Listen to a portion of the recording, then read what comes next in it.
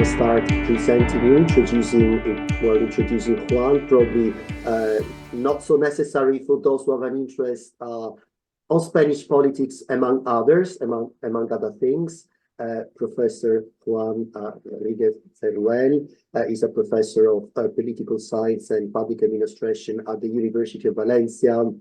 He has worked extensively on Spanish politics. He has an expertise on executives, on parties.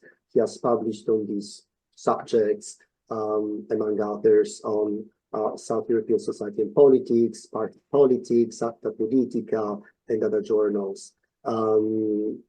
His work is not only focused on Spain, but also comparative government, comparative executives, with a special focus on ministers and how ministers are recruited. And we invited Juan to discuss today the state of Spanish politics. I have to say, myself, I'm very curious about what Juan is going to tell us, because since I was a student, I've always been taught, especially as an Italian, I've always been taught that Spanish politics is very ordered, very predictable, based on almost a two-party system, so very different from politics in other countries. But probably this is not so much the case nowadays, and that is why Juan decided to title his presentation "Anxious Politics in Spain." So, Juan, the floor is yours. I'm delighted that you accepted our invitation. Okay, thank you, Nicolò. Thank you, Bonnie. Thanks for the opportunity to be with some friends now in direct or through the recording, as I have received some mails about that. It is a pleasure to be in this seminar series of the Standing Group of Southern European Politics in the CPR, and to have the opportunity to think a bit or to reflect a bit about the situation of Spanish politics. And in order to stick to the time and to be a bit to give some facilities in order to follow the session, I have prepared one, let's say it's here, a keynote that I'm going to open. Well, my take in this presentation is just to offer some ideas about the current situation of the Spanish government and the Spanish politics after the general election last July, and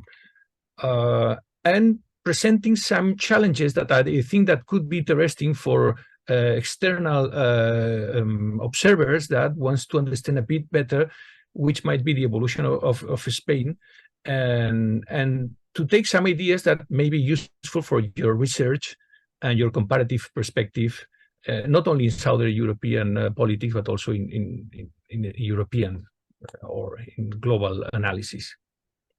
I have titled "Anxious Politics," although I'm not going to take about the concept of anxious politics that was taken for a recent book that was published in order to stress the increasing linkage between democratic politics and its effects on emotions, and how people is living and perceiving politics from a more emotional way. I think this is a good framework for Spain, but I'm not going to develop a real theoretical framework. Just I'm going to provide some tips, some ideas in order to understand why this might be the situation. My presentation will be organized in 4 aspects. I will introduce some tips about the recent general election in Spain in last July, in order to have, let's say, a coherent starting point. Then I will show which has been the outcome of the election, the new parliament, the new government, and then I will introduce the 3 challenges that we have to take into account in order to understand which might be the evolution of Spain in the next month or years. And finally, I will reflect about the implications for European politics, particularly thinking on the next European election ahead. Well, just to remind you, we had a general election in 23rd July. This was an important election because there was a high expectations about to what extent that we could have a change of government, a government alternation after this election. The final results confirmed that we were in a scenario of change, of electoral change. The PPP, the People's Party, the mainstream right-wing party, win again the election, increasing by 3 million votes, recovering again his electoral leadership lost in the 2019 elections. But the Socialist Party did better than expected. He even increased by 1 million votes his results from 2019. Although because of the electoral law, it didn't improve his parliamentary situation. The rest of political parties reduced their electoral representation in votes and in seats. And an important issue is the disparition of Ciudadanos. In order to summarize this idea in some tips, let me say first that this election marked, as you can see here, these are the results of polarization and fragmentation in the Spanish party system since 1977, the first democratic election, until the last election in July. The gray columns show the party fragmentation and the electoral number of effective number of electoral parties, sorry. And the lines show the level of polarization at the party level and at the voters level. And also the continuous line shows the left-right mean position of the Spanish electorate. As you can see, this election saw an important reduction of fragmentation. We have had the lowest number of electoral parties since 2011. But, and this is an interesting point, the polarization didn't go back.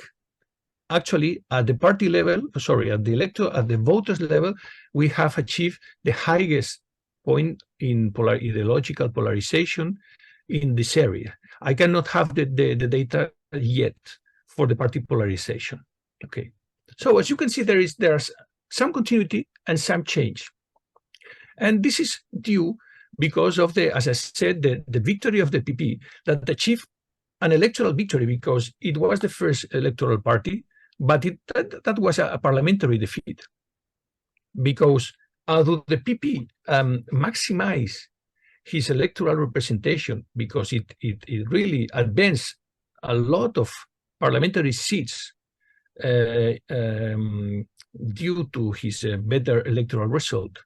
But in the end, this was not enough to have a majority to form a government. On the contrary, the Socialist Party resisted very well because, as I said before, it advances in terms of electoral votes. Actually, the Socialist Party has achieved the best result ever in Spain for an incumbent ruling party during his second term. Spanish parties has usually pay some cost for a first electoral term in government, and they used to reduce the support. This is not what happened unexpectedly, and this was, let's say, this stopped the options by the PP to form a majority. On the contrary, other left-wing parties saw important change, particularly because in these elections, the role of Podemos was replaced by a new coalition called Sumar. Podemos was inside Sumar, I will mention this later, and Sumar could reduce a bit the decline, the electoral decline that Podemos was experiencing. In the same way, Vox has, let's say, contradictory result because it was a sort of decline of vote. He lost 500,000 votes, as I said, but it was in the end a very good result because he could not suffer too much from the recovery of the PP. Overall, if you see this figure, where they have put in the number of votes in millions from 1977 to 2023 for the two blocks on the left and on the right, you can see the evolution of both blocks and the composition in each election. As you can see, what we have here is a pattern of reduction of the left-wing vote in the last 20 years in Spain. So the left seems to be getting smaller. Why the right, at the national level, let's say, I'm only talking about national parties, not regionalist parties, the right has remained around 11 million votes. So there is a stability on the right and a decreasing pattern on the left. This is important because it helps to understand the results of the July election in a comparative perspective and the potential consequences that may produce for the future. Another important tip in this election was the role of ethno-regionalist parties. As I will mention later, ethno-regionalist parties reduce their support but increase their blackmailing power. I will explain it better afterwards. Finally, I have to mention the disparition of Ciudadanos, this centrist party that had some momentum some years ago, but after the last legislative term and the internal crisis it was suffering, it finally decided not to run for this election, and its electoral space was completely absorbed by the PP. I will not mention this figure, which shows the composition of the party support in centrist positions. I will just go to the outcome of this election. After the parliament produced by this election, there were only two realistic coalitions. One was, let's say, a big coalition, a gross coalition between the PP and the PSOE, something that has never occurred in Spain. And although there were some clerks and politicians asking for this kind of understanding between the two major parties, this is not, let's say, likely scenario in Spain. In absence of this grand coalition, the only realistic coalition that could produce a majority was the sum of the Socialist Party, despite being the second electoral party, and the rest of parties on the left, and with the help of ethno-regionalist parties, all of them. So that was finally what we have when the government was formed by mid-November after 118 days. The important here is that this scenario was actually what's happened. As you can see here, some of the potential scenarios that could be produced. The important here is that it is to outline that the presence of Vox as a necessary ally for any coalition where PP should be the ruling party has prevented the PP from benefiting from the help of other parties. So Vox here is a clearly disruptive force that prevents the PP to have a wider parliamentary coalition. So although the left-wing coalition between PSOE and Sumar was, let's say, reduces and pay a price for the last legislative term, it was still the only actor to be able to form a majority. Another aspect here to see the outcome is, as I said before, the blackmailing power of the ethno-regionalist parties, particularly this Catalan pro-secession party called Junts, Together, whose leader is Carles Puigdemont, the prime minister in Catalonia that in 2017 was, let's say, the main leader of that pro-secession coalition that have ended up in a huge institutional clashback with the Spanish institutions. The key for allowing this heterogeneous coalition between the left in Spain and ethno-regionalist parties, including this new actor, Junts, was this law of amnesty that was finally accepted by the Socialist Party, and that has produced massive contestation, not only on the left, not only on the right, but also among more moderate left-wing voters. Nevertheless, the Socialist Party, and particularly Pedro Sánchez, saw the opportunity, accepted this law of amnesty, and finally the way for a new majority was cleared by November. The new cabinet is a cabinet that shows very much continuity, strong continuity from the previous one. There is a majority of women, 55% of cabinet members, 22 portfolios, the same size of the cabinet, with two parties only here, the Socialist Party and the coalition Sumar. So it means we're talking about another minority coalition government. And this is interesting because it underlines the importance of minority governments for countries like Spain. Bonifil is here, and he could talk extensively about the importance of minority governments and how this is a reflection, but also a force, a driver of how Spanish politics works and the outcomes it produces, not only in the legislative term, but also in other aspects. Of course, the result of this new government formed by the left-wing parties and pro-secessionist parties from the Basque Country and Catalonia has, and particularly the role of this law of amnesty has produced massive contestation and has feed this polarized context where Spanish politics is currently. Well, in this context, which are the main challenges to understand which might be the evolution of Spanish politics in the next month or years, at least in this legislative term? I will mention three main challenges. Two of them affect the composition and the stability of the new parliamentary majority. The other deals with the opposition. The first of them is the division on the left. So as I have said, the left is the only actor forming the government. The left is composed by the Socialist Party and also by this new actor, Sumar. Let's talk just a moment about the Socialist Party.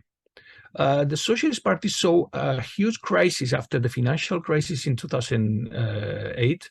It loses the elections in 2011, and in 2015 and 16 was close to what in Spain was mentioned as the PASOKization. So following the same PASOK trend that the social democracy experienced in Greece. As you can see in this figure that shows the amount of votes across time for the Socialist Party, you can see the huge crisis between, I don't know if you can see the point anyway, from 2008 until 2006, where almost half of the support of the Socialist Party disappeared to different directions. 2015 and 2016 were elections where the Socialist Party has already been led by Pedro Sánchez after the first primary election set in the Socialist Party to select the new prime party leadership. After 2016, there was a very important party factional crisis that produced the resign of Pedro Sánchez. But after a new primary election to select the new party leader in 2017, Sánchez could came back and recover the power through a vote of no confidence in 2018. Since then, as you can see, the Socialist Party has recovered a bit, but far from the best results it has in the past. This is not only due to the resistance of this new actor, Sumar,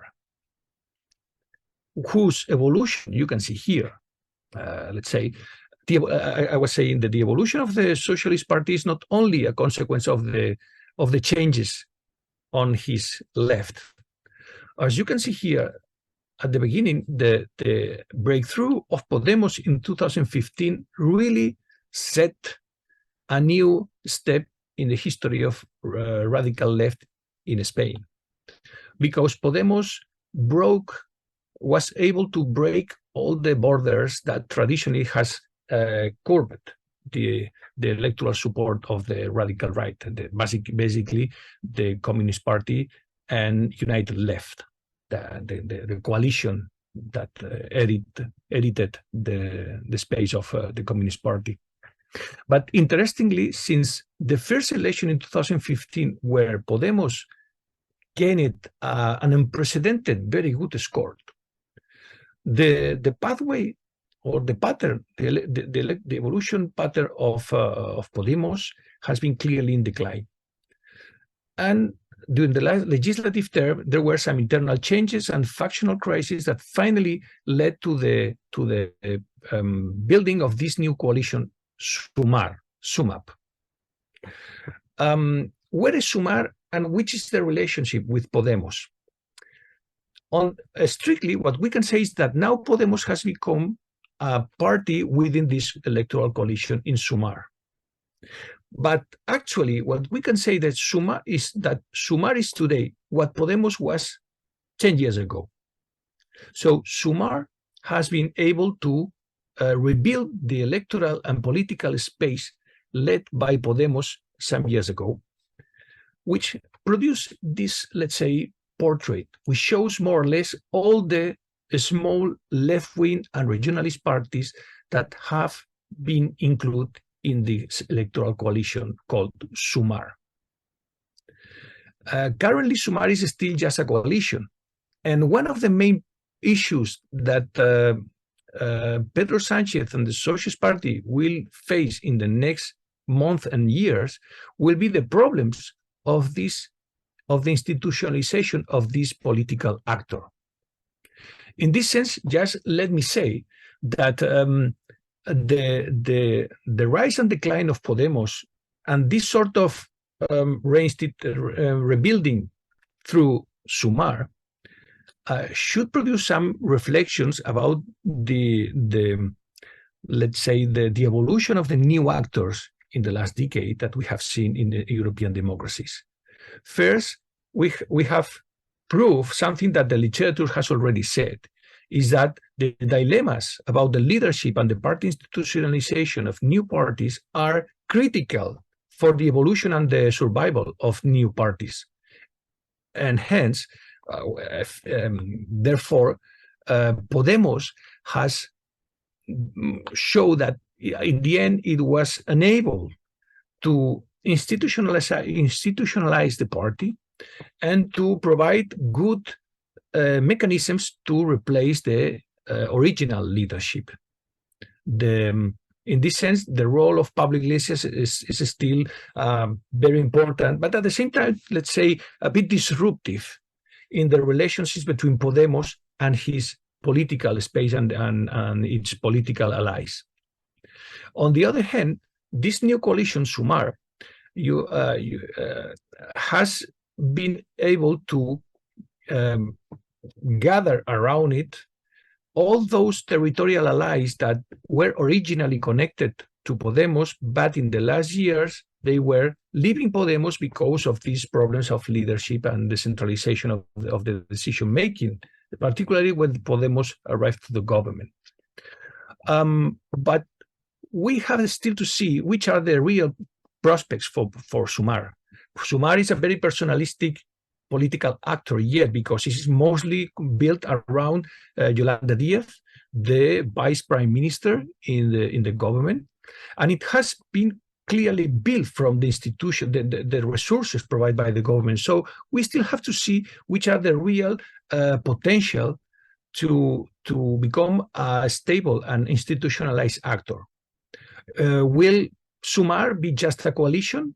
Will it try to become a political party? And according to what I show here, it should be just a political party, as Podemos tried to do unsuccessfully, or it will become a sort of electoral coalition of multi-level parties trying to deal with different forms depending on the type of national, regional, or local election. In any case, this will be a very important factor of destabilization of the government if Sumar, and particularly if the leadership of Yolanda Díaz is not successful in this process of institutionalization.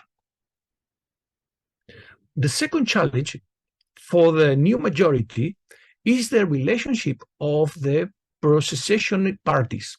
They are not in the cabinet, but they are necessary members of the parliamentary majority. So we need to see which will be the evolution of these actors. First, we have to keep in mind one important aspect that I said at the beginning.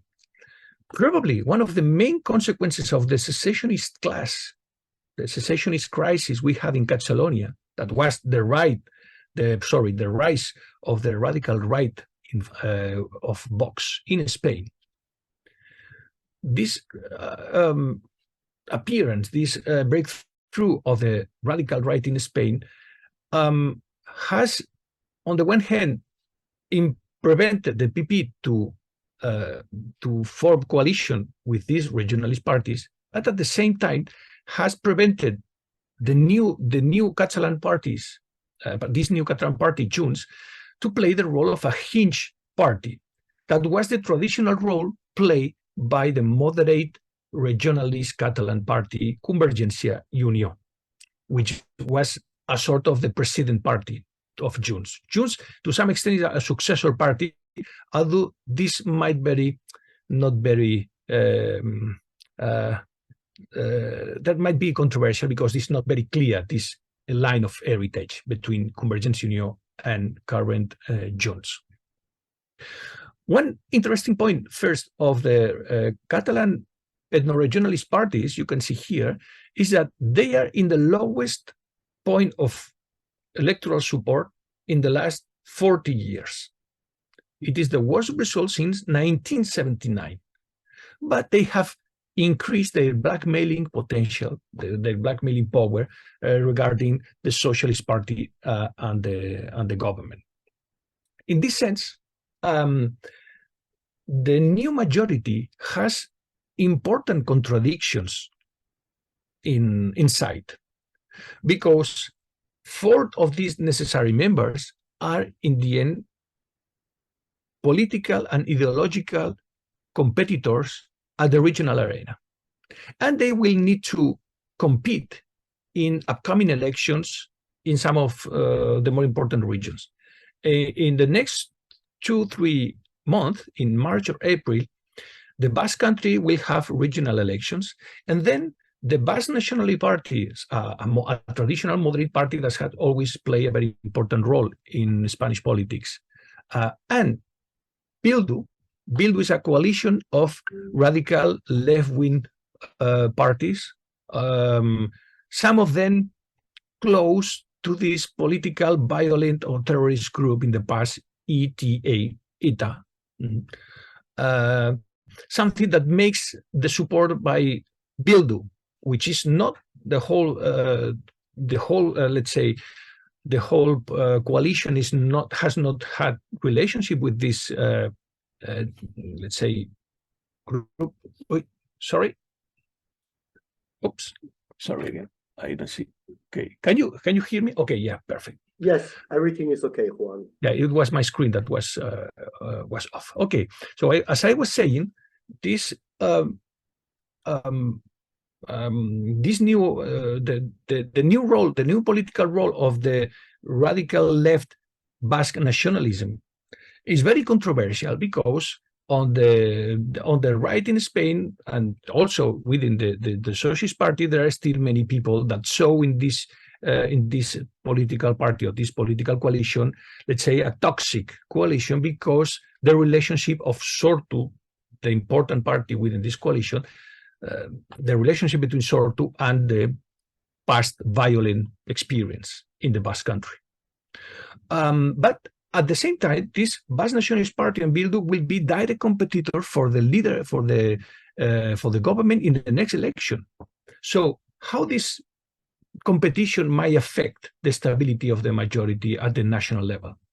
The same, and even in a more intensive way, is the case of Catalonia, where we have this party I have mentioned, Junts, from, let's say, center right and pro-secession, competing with Esquerra Republicana, the Catalan Republican left, the center-left political party, also pro-secession, and both parties are direct competitors, direct opponents, competing for the government at the regional level in Catalonia.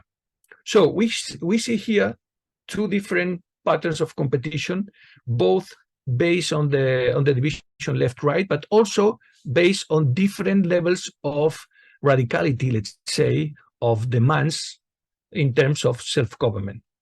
Let's see how this evolution may destabilize, produce more instability and stability in the majority of the parliament. One last point, in order to understand how this might become a real challenge for the stability of the parliamentary majority, is the particular role of what I mentioned before, the law of amnesty. Because there is huge debate today in Spain about which is the meaning of this law of amnesty and to what extent is it acceptable in a democracy to pass a law on amnesty for some of the people that could benefit from it, some of the people that at the same time are parliamentary representatives that, let's say, support the government that decides the majority. Is it just a way back to the normalization of Spanish politics after the huge territorial crisis in the last decade? Or is it just a sort of breaking the rules of democracy, an illiberal threat to the rule of law and to the checks and balance, the division of powers, because it means that the parliamentary majority is taking a decision to overcome the decision of the judiciary power, whose beneficiaries, whose actors benefiting from that are the actors that have decided this amnesty of law? This is an important contradiction and a topic of discussion in order to see how the Spanish electorate is going to accept in the end this decision, or it might become a big source of electoral setback in the future for the Socialist Party. Finally, just to say, although I will mention it in my last slide, it is interesting to see that the evolution of the law of amnesty and its implementation will determine the government's survival. Because as long as the government might be able to implement this law of amnesty successfully, the government will continue with the parliamentary confidence. But in this sense, the opposition in Spain probably will try to go to the European level in order to search for help and block this law of amnesty, the implementation of the law of amnesty. So this is something we have to see, and I will mention it later, to what extent the European arena might become just another step in the discussion between the majority and the opposition in the Spanish parliament. Just one question that we could withdraw from this challenge in Spain, and it is related to the debate about the judicialization of politics. Actually, the law of amnesty might be justified in terms of trying to overcome problem, let's say, extraordinary situation produced by the application of law after the institutional crisis in Catalonia. For some people, this was an example of judicialization of the high politics, following the concept by Ran Hirsch. And the consequence of that could have conditioned the Spanish politics for years. So from this perspective, the law of amnesty is not just a device in a negotiation for a new government, but also a political useful mechanism in order to overcome such a problem. But from the perspective of others, this is unacceptable because it would break the rule of law. In this context, some political parties supporting the new government in Catalonia has talked about lawfare as an undesirable feature of current democracies, particularly in Spain. Lawfare is not an academic concept. It would be interesting to think about if this lawfare, or a more general perspective, judicialization of politics, should be treated as a new phenomena produced by increasingly weaker rulers that cannot take decisions and let some of these decisions going to be decided by the judiciary power, or is this just a sort of legitimizing an illiberal discourse that sees the majority, parliamentary majorities, as something that should decide beyond the borders of the judiciary power, and this clash between electoral legitimacy and the judiciary legitimacy produced by the rule of law. Finally, just to conclude, the third challenge is not directly related to the composition of the government, but to the opposition. But to some extent, it will also condition the government in the sense that the Socialist Party could try to look for some agreements beyond the ideological lines, but these agreements will very much be conditioned not only by the two previous challenges I have mentioned, but also by the evolution of the right itself. I will start mentioning that the disruptive factor of Vox that I said at the beginning, because as we have seen, we've seen at the beginning, the electoral predominance of the mainstream right has been intensively eroded by the political effect of the need to rely on Vox, on the radical right, as a necessary partner to build parliamentary majorities. So in this sense, we see the radical right as a disruptive, as a, let's say, toxic support, because it prevents the rest of the parties of the system to give support to the mainstream right. In this sense, the relationship between the mainstream right and the radical right will be essential to understand the evolution of politics in Spain, because it produces what has been called the mainstream right dilemma. Should the mainstream right collaborate with this radical right in order to keep the political prevalence, or should oppose the radical right in a more moral sense, and to oppose to accept it as a political partner, even in the executives? Well, in the end, I have to say that this is more a theoretical dilemma than a practical dilemma, because in the end, the PP decided in the last month to form several coalition governments with Vox in the regional arena. Interestingly, however, there are two alternative patterns for the current national PP leader, Alberto Núñez Feijóo, in order to see which could be the alternatives to the collaboration of Vox. The two main regions ruled by the PP today are Madrid and Andalusia.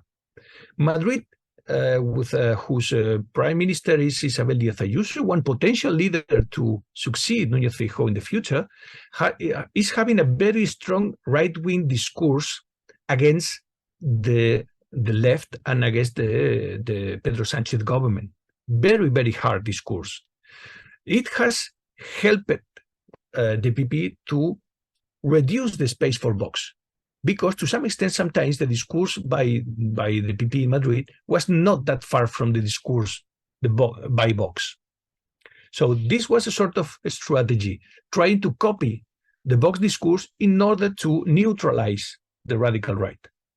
In opposition, we have in Andalusia just the opposite strategy, because the prime minister, the regional prime minister there, Juan Manuel Moreno Bonilla, has had a very strong distance, has put distance regarding Vox, which allow him to benefit from support from the left-wing, the moderate left-wing voters, in order to prevent the PP to depend on the Vox. So we can see there two different paths for the PP if it seeks an alternative to Vox. Just to conclude in this challenge, to some extent, this will depend on the evolution of Vox. As I show in an article I published in Southern European Society and Politics in 2020, the breakthrough of Vox cannot be explained as a radicalization of the Spanish society. It didn't reflect an increase of democratic backlash in the Spanish electorate, but it was just, it helped to vehiculate a vote of protest because of the recovery of the Socialist Party and the pro-secessionist parties in Catalonia by that time, 2018, 2019. 4 years afterwards, which is the situation for Vox? I have to say that there are some kind of elements of development of partisan anchorship in order to mention, to decide this consolidation of an electoral own space for Vox. If you see here first, this is the evolution of the mainstream right, and if in terms of votes, you can see here that despite the very good result of the PP in the last July election, it is far from getting the traditional good scores it has in the past before 2019. And this is the consequence of this other figure that you can see the evolution of Vox. As I said at the beginning, Vox has had actually a better result than expected because it has been able to resist the competition from the mainstream right. And then this is what I wanted to show you, which is the signs that a potential institutionalization of the electoral space of Vox could be on the way. These are the reasons given by the right-wing voters in July in order to decide their vote either for Vox or for PP. As you can see here, almost half of the people supporting the PP decide to do this in order to reject and try to opposing the left-wing government. So it was a sort of instrumental support for the PP. This was just the reason for only 1 out of 5 voters of Vox. On the contrary, more than 50% of the people supporting Vox said that they decide to support Vox for ideological reasons, because they agree with the party platform, because they agree for what they were doing in government, or because they agree in general with the main ideas of Vox. On the contrary, this was only 1 out of 5. That was this ideological congruence was only the reason for 1 out of 5 voters of PP. So we can see here a sign for institutionalization of the support for the PP, for Vox. Well, this has been the 3 challenges I wanted to mention. Just to conclude, only some implications for European politics. As I said some minutes ago, there is a huge polarization in the political debate. There are incentives to deep the distance between the left and the right, the current parliamentary majority and the opposition. But there might be incentives to produce a sort of a spillover from the Spanish political game towards the European arena. Why I say so? First, because the PP might seek in the next European election the opportunity to benefit from the momentum produced by the for the formation of this government and the controversy following this law of amnesty. So the PP will try to use the European election to confirm the defeat, or trying to defeat the parliamentary majority. But this will also be good reasons, a good opportunity for the European Popular Party to improve its bargaining position ahead of the forming of the new European Commission. And we have to remember that Manfred Weber was not able to become the president of the European Commission, among other reasons, because of the opposition by Pedro Sánchez. So we will see probably in the next weeks, as we have started to see in the last days, a sort of polarizing debate between Manfred Weber and Pedro Sánchez, between the mainstream right trying to become predominant, and the left-wing, let's say, forces led by, let's say, Pedro Sánchez and the Germans, in order to oppose the increasing role of the radical right in governments across Europe. In this sense, we can see how Vox is trying to become more and more aligned with the government of Italy, and this will help to this process of a spillover of the Spanish politics over the European arena.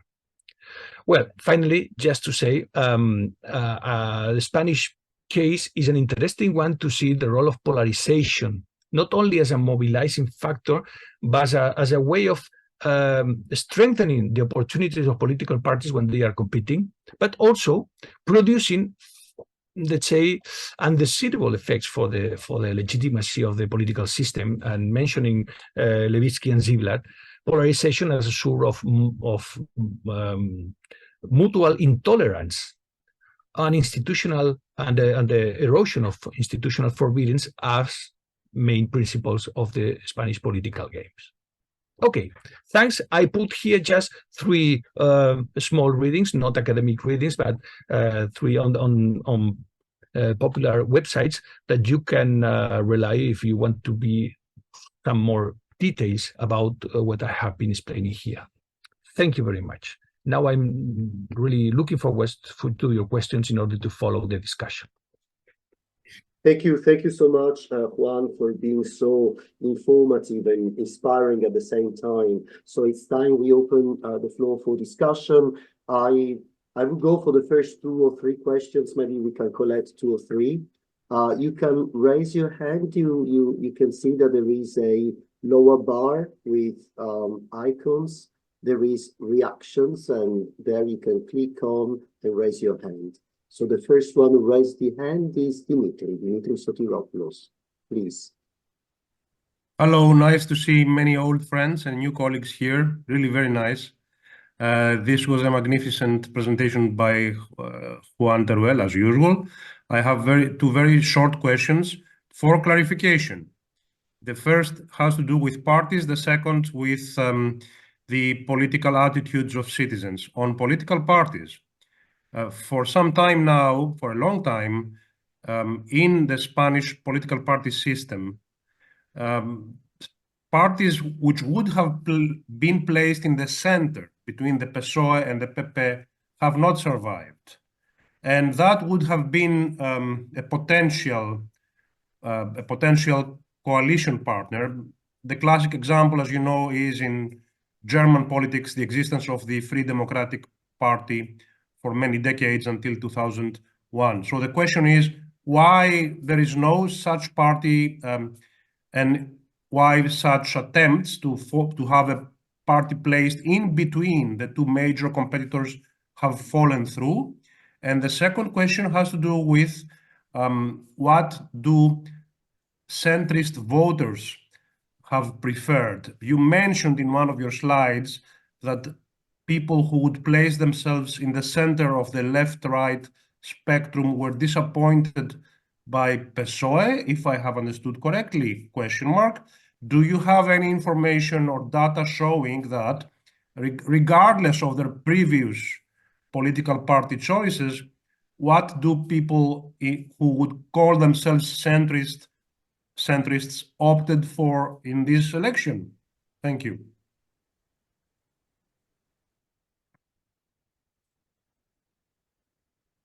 Sorry, maybe we collect a second question. Anyone who would like to ask a question?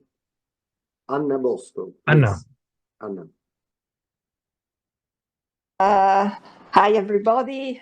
Juan, thank you so much for this really important presentation. It made everything clearer, at least to me.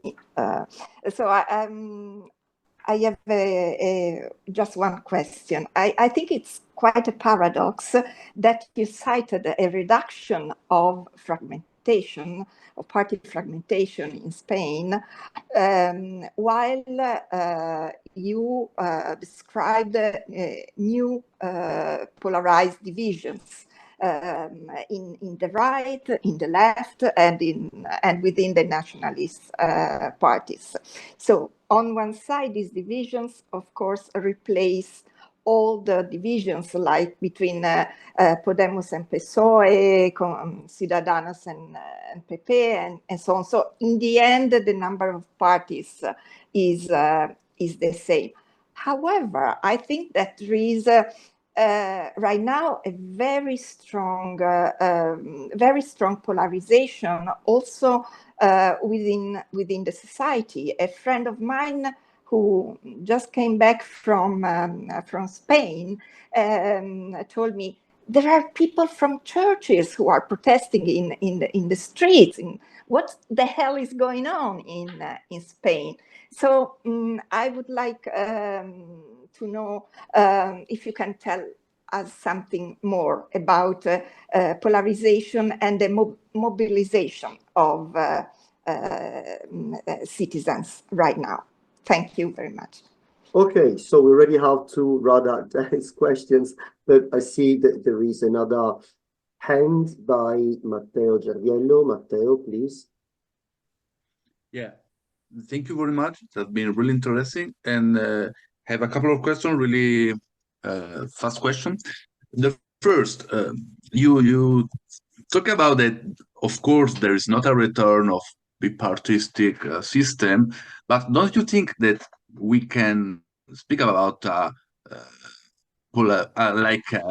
yes, a polarization of the society, but a bipolar system with the PSOE, with the left of Sumar, and the PPA at the right, Vox. So like a return of bipolar system in Spain. The second is about Sumar and Podemos. Don't you think that now Sumar it's a more easy ally for PSOE because it's more strictly related to the discourse of also to ideological system of the PSOE, so it's more easy now to control this coalition than before, that the relation with Podemos was a little bit hard for them. And third, about Vox, don't you think that PP was able to destroy a little bit the consensus of Vox, and Vox is, I think, is one of the losers of this election, also because they tried to use the Vox discourse, and they tried to open some ideological views to the Vox discourse and to Vox basic stuff that they use. So I think that also the PPA opened a little bit to them, so it was able also to control this part of electorate. Thank you. Juan, now it's your turn. Thank you for your questions. Just let me say that I'm very happy to see Dimitri here, to see Anna, hi Anna, and to hear about Matteo and his questions. All these are very important questions. They are critical to understand what is happening, and I'm happy to see that at least the message could be more or less understandable. in most cases, I cannot say strong, robust answers, but just try to give some tips in order to think about where we are going to. Dimitri said something that I just simply mentioned because I could not follow, but I think this is one of the important lessons of the last decade in Spain, is this tragedy of the centrist vote. Because in Spain, and this is important, centrist voters, those voters between the center left and center right, are still the big proportion of voters and of the electoral market in Spain. And the interesting thing is always why there is no centrist party representing part of this electorate. I think that one of the most original novelties in Spain in the last decade was Ciudadanos, that party that tried to represent these centrist voters with this discourse going beyond left and right. You know, there are some academic references that have said that in the end, despite the attractiveness of such a political proposal, in the end, as Maurice Duverger said, Reuven Hassan has also working on that, and of course Sartori. They say the center is always forced to disappear, because in the end, the important is not the centrist voters, but the centrifugal conditions of the party system. And only in a case where the two main moderate parties are in crisis, there is a chance, a window of opportunity for the centrist party. This is what happened in 2015, 2016. Ciudadanos could have had an opportunity there, but we know that in the end, even the Liberal Party in Germany has a very unstable evolution. Knowing this instability and the difficulty ahead, Ciudadanos decide to do a big challenge, which is to overcome and replace the PP, forgetting their chances to become a centrist hinge party that could help to coaliate with the socialists or the PP. Instead, they thought that they could become the big party on the right, which in the end failed after the confident vote in summer 2018. And since then, the party followed a great decline. So in the end, and that will be my response to Dimitri, does it mean that Maurice Duverger, Sartori, and Hassan were right, and that a centrist party is simply impossible unless the two main parties on the left and on the right are on crisis? So, well, it is also a way to think about electoral competition in democracies. To what extent democracies need two big parties on the left and on the right in order to keep centripetal competition. But then this turns into your question about citizens, which is also one of the questions, one of the issues mentioned by Matteo, which is where in the end, the result of this decade is just the continuity of this, if not bipartisan, let's say bipolar system said by Matteo. In Spain, some colleagues talk about biblockism, the two block system. I will say, well, say to Dimitri and to Matteo, yes, I think that we are now in this logic of two blocks, but I think this has always been the case in Spain, because we have never had a break of these two blocks logics. This would have been the case in case of the Socialist Party and the PP would have made an agreement, a sort of gross coalition. But this has never been the case, as I mentioned at the beginning, despite the claims and the calls made by clerks and people saying we want the two parties make a government together. In the end, I think that the main obstacle to this gross coalition is that the voters from PP and PSOE don't want this kind of option. This is the crude reality that clerks do not accept. But then I wanted to say, I said before that the big originality of the last decade in Spain was Ciudadanos. The big failure or the big missing in this story compared to the last 40 years has been the evolution of that Catalan party I mentioned in my presentation, Convergència i Unió, that has always worked as the hinge actor. In the absence of a national hinge actor, we have had the role of a hinge actor and in the case of Convergència i Unió. The new party, after the decade of secessionist movement in Catalonia, has produced the disappearance, maybe temporarily, I think temporarily, of the Catalan actors, the Catalan regionalist actors as a kingmakers in Spain, as the hinge parties that decide on the one hand or the other.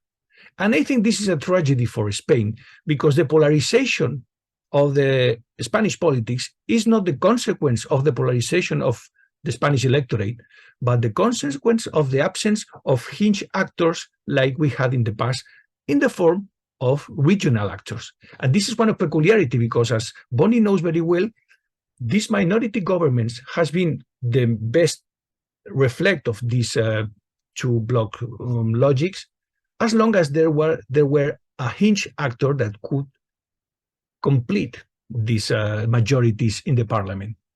Let's see what's happening in the future. And I see this is the potential, maybe the good contribution of this law of amnesty, if it helps, let's say, to a sort of normalization. But we still have the doubt whether after a decade of pro-secessionist movements, is it still possible for Catalan regionalist parties to go back to pragmatism in this aspect? I don't know if, Dimitri, if I'm answering you to these questions with this. I also answered the first question by Matteo.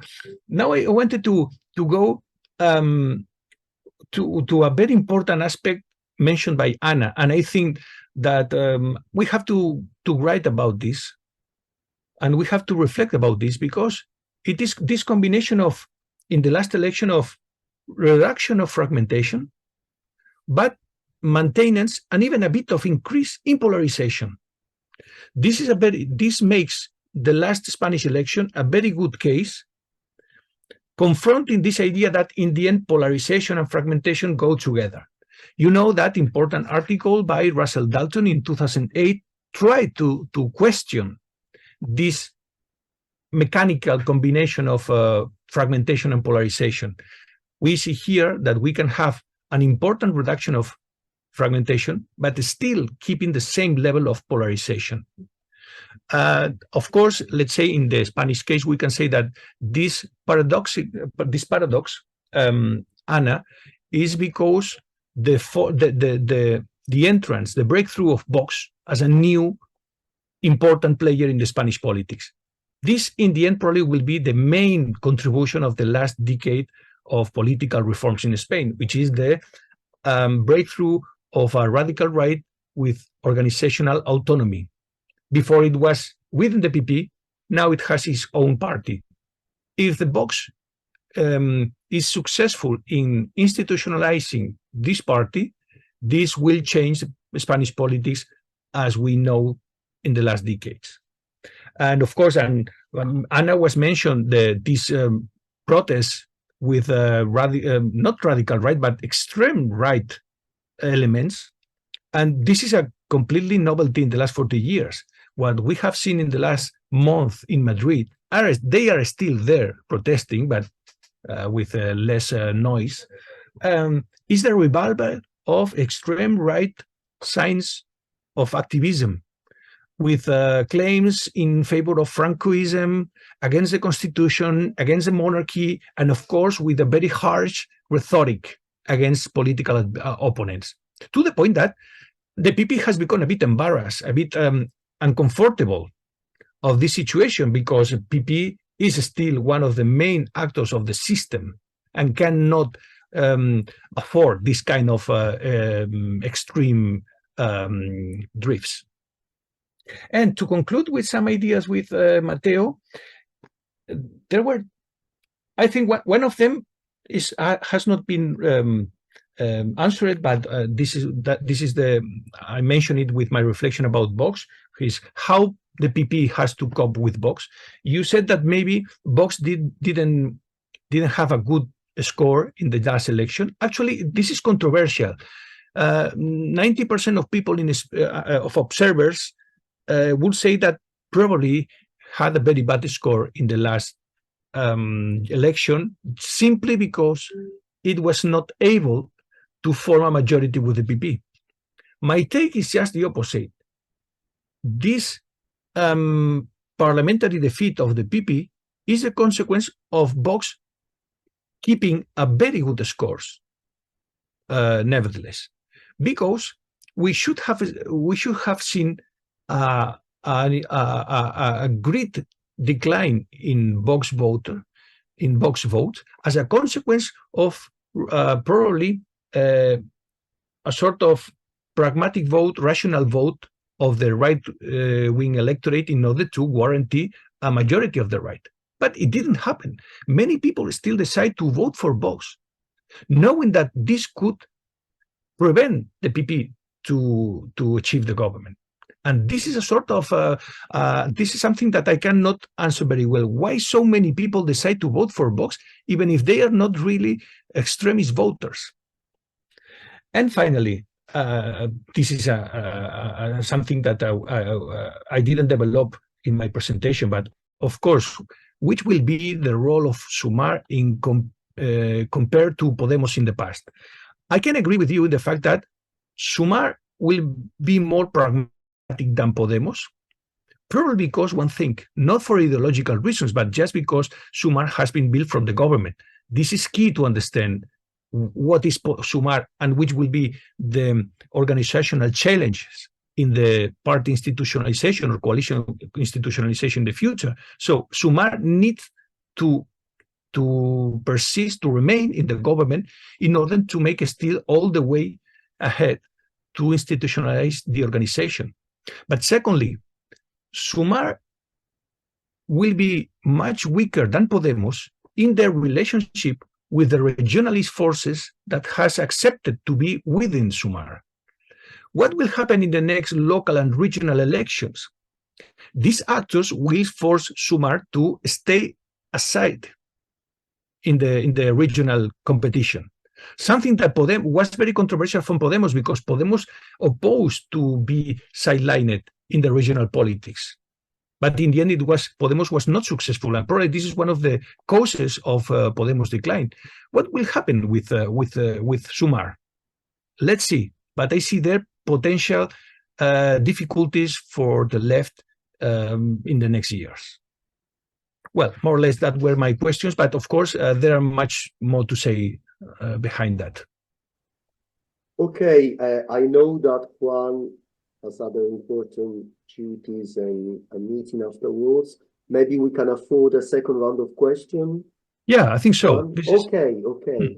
So we have Bonnie and then we have Douglas.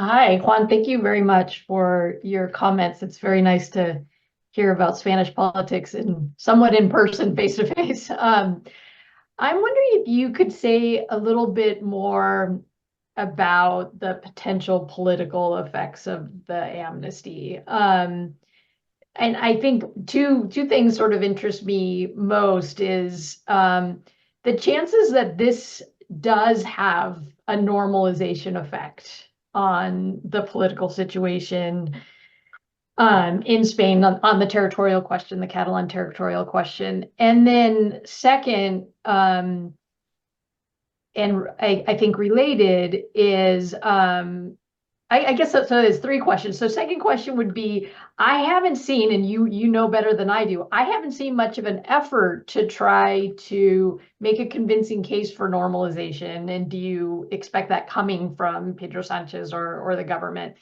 And then finally, do you think the political costs that seem to be apparent in the short term, that those will that those will last, or that the voters will sort of forget about it with the passage of time. Thank you. Thank you, Bonnie, and now Douglas. Okay, thank you. Thank you very much for our presentation. Very insightful, and I very much like the parallel that to draw with the case of Germany, because I think at the moment there are lots of things in common that you can compare. At least at the moment, with the whole thing with AfD and CDU and the new political parties which are emerging here as well in Germany. So there are two questions that I have. The first one is regarding leadership in the PP.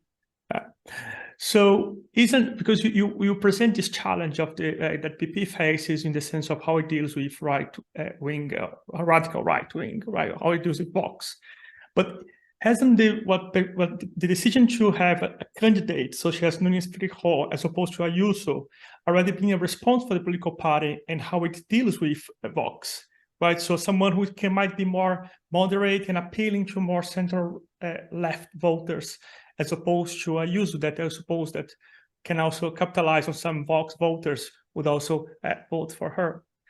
And another question would be, wouldn't that be, you presented 3 challenges, wouldn't there be a 4th one, which is a crisis within the SOE, right? So particularly when you look at it, when you look at, well, the whole amnesty dilemma, the whole discourse about that. So, for instance, Felipe González and other leaders within the party have a very clear say or had a very clear opinion on that. At the same time, the party has, in a coalition with a party such as Junts, which is not a left-wing party, then that also maybe hurt or kind of go against certain fractions of the political party. So therefore, that we have a fraction that's more to the left and more to the center-right, both of them are somehow, well, unhappy with the current situation of the political party. That's everything from my side. Okay, thank you. I can't see a 3rd question, so maybe I can ask a small question. Is it more a risk of policy deadlock that we're talking about, or is it government survival, which is at risk? Because given the constructive, confidence system in place in Spain, probably survival is less at risk, whereas it is policy deadlock, which is instead a very serious risk because of so many veto players.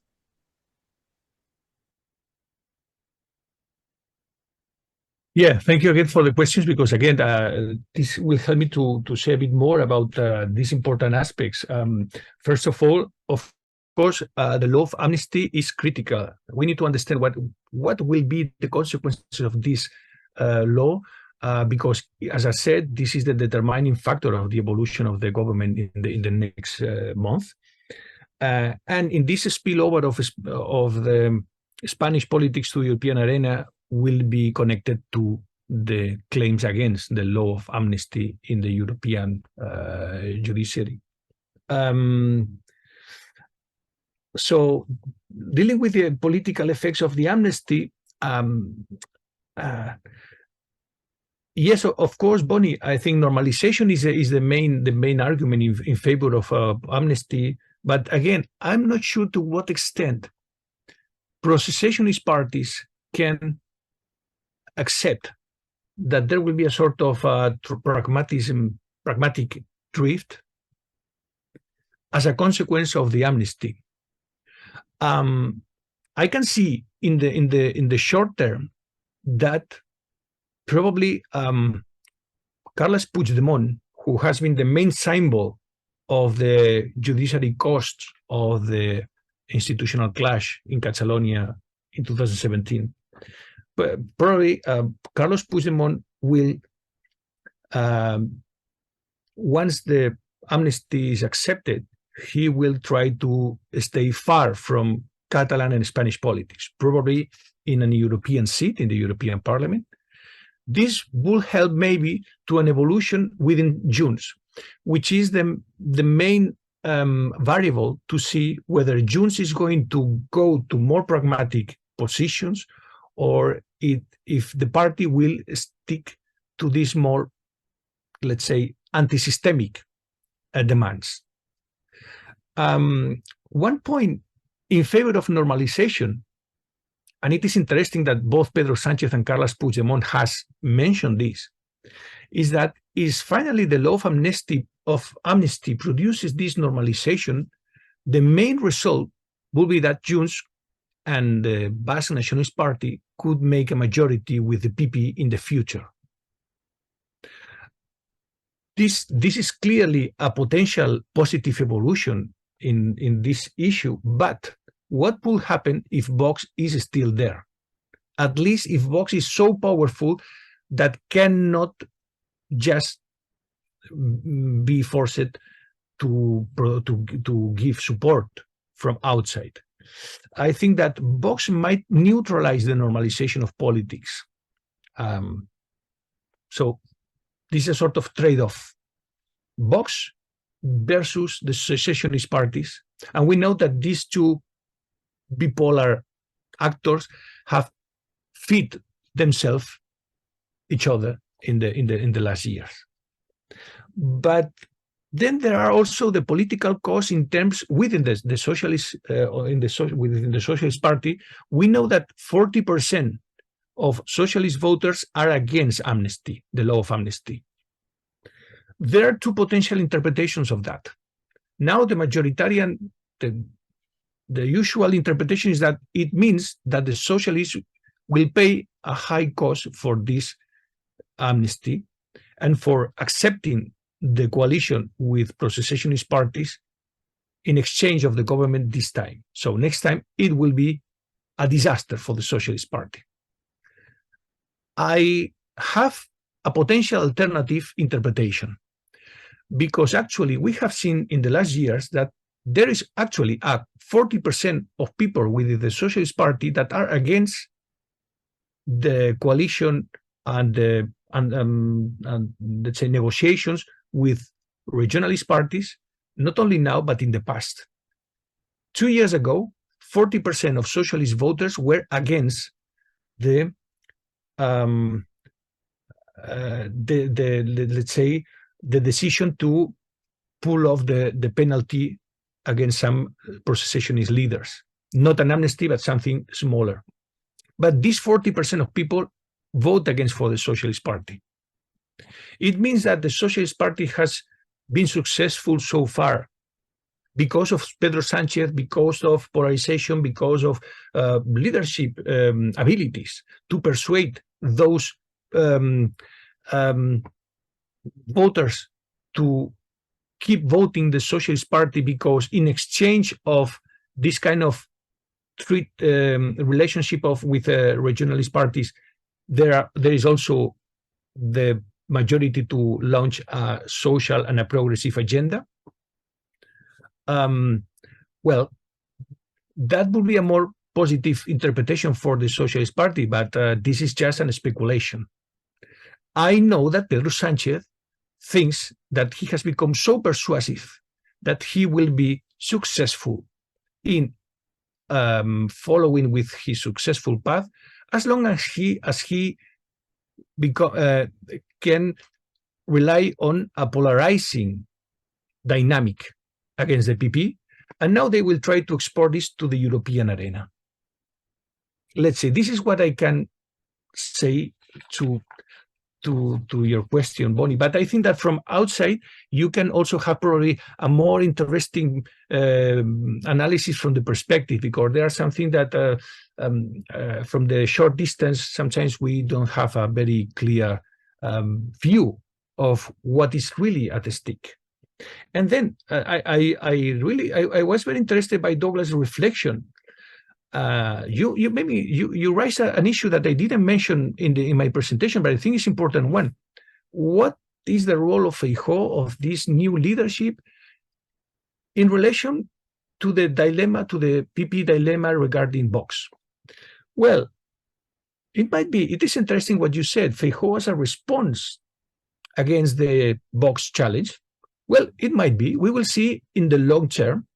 In the short term, I would say rather that Feijóo was the solution for an unexpected factional crisis arises between the national leadership and the regional leadership in Madrid. I saw Feijóo just as a reflection of the increasing contradictions within the PP as a consequence of one interesting and unprecedented fact, which is we have a national leadership in the PP, a very weak leadership because it has no power at all, while most of the regional leaders have the premiership in the regional governments. So there is a clear imbalance that is not coherent with the traditional presidential model of the PP in organizational terms.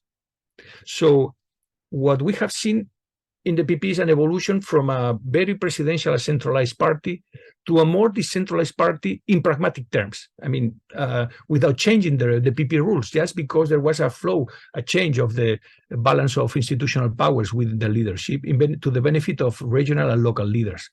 To what extent this imbalance might continue without eroding the electoral expectations of the PP? And then, well, you mentioned the crisis, the potential crisis within the PSOE. Of course, this might be a challenge, and I mentioned it before in my response, in my answer to Bonnie. I would say that two things. First, we don't have signs yet about lack of support to Pedro Sánchez within the Socialist Party.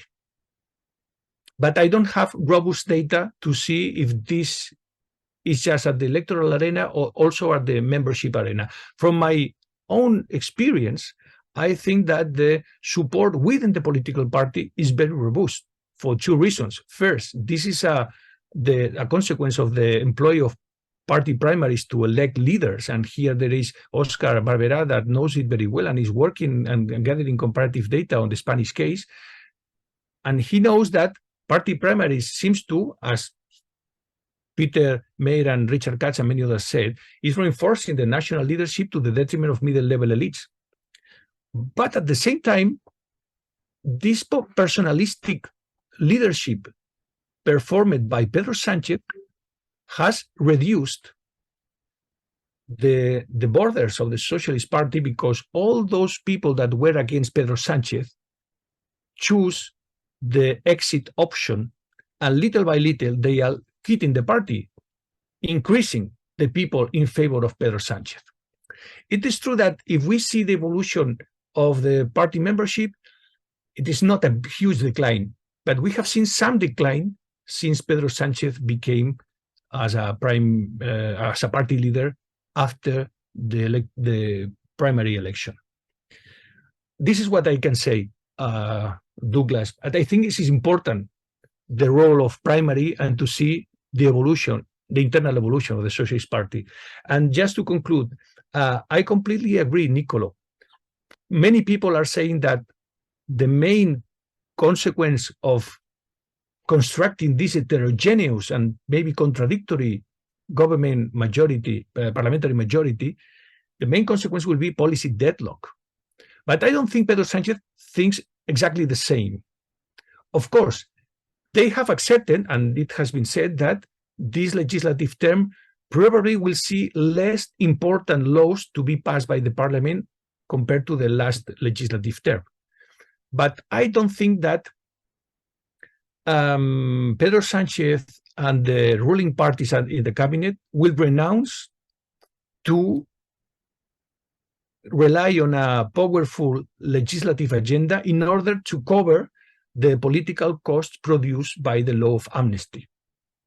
So let's see. Probably, of course, I think that the introduction of these two contradictory competing parties within the parliamentary majority, the Catalan and the Basque parties, will be the main factor for this policy deadlock. But it is also an opportunity for Pedro Sánchez to try to reactivate, to some extent, some centripetal logic in his leadership. Because so far, and this is something that I could say to Dimitri, to his question at the beginning, so far the logics of centrifugal competition has predominated and has prevented Pedro Sánchez to increase his support on the center.